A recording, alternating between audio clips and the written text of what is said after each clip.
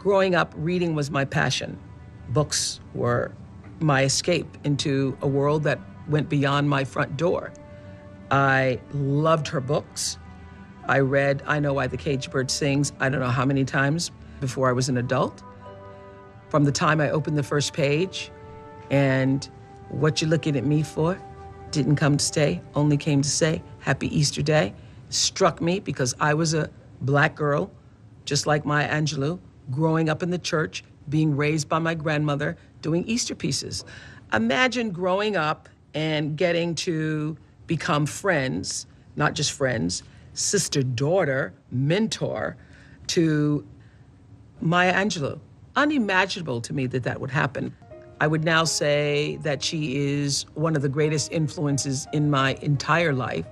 She is like a mother to me, a sister to me, a friend to me, has been a great mentor for me. And I have sat at her table, sat at her feet, sat on the side of her bed, sat on her floor, listened to her words of wisdom for years.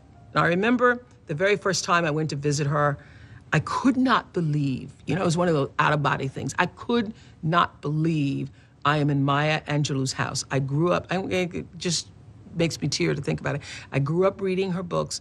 She was like the biggest rock star in the world to me. And now I'm sitting in her house. And you know the first thing she did? She cooked a meal for me and she read me poetry. I sat at her feet and she read Paul Laurence Dunbar to me out loud. Unbelievable. And I was telling her my life story and sharing with her some of the mistakes I'd made in my 20s. And I shall never forget, in that moment, she said to me, that was when you're 20, and now you're in your 30s. When you know better, you do better. It's one of the great lessons of my life that I loved so much, I wanted to share it with our viewers. And not only did I share it, every time I got a chance to say those words, I did. Exactly 43 times. Maya Angelou had said this to me once, and I was talking about mistakes I had made in my youth. And she was saying, you did in your 20s what you knew how to do. And when you knew better, you did better.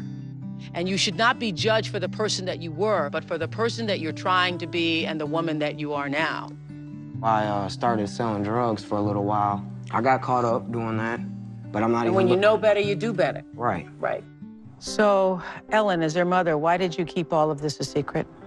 I felt it would protect my girls. If I had had him arrested, they would have to tell over and over at that point. I wanted to keep the friendship. Well, this is the interesting thing, and when you know better, you do better. That's all anybody can do is speak from what they know. That's right. And when you know better, you do better, Dennis. That's right. Thank you so much. Do you know how freeing those words are? How freeing they can be for you? What it means is you don't have to hold yourself hostage to who you used to be or anything you ever used to do. Because who has lived and hasn't made mistakes? When I think about my 20s and what a foolish girl I was and how I would give over my power to men who really didn't mean me well, but now I hold no grudges against them either because I realized I'm the one who gave over the power because I didn't know any better. And now that I know better, I know I don't have to do that again. It's one of the most powerful lessons any of us can ever know.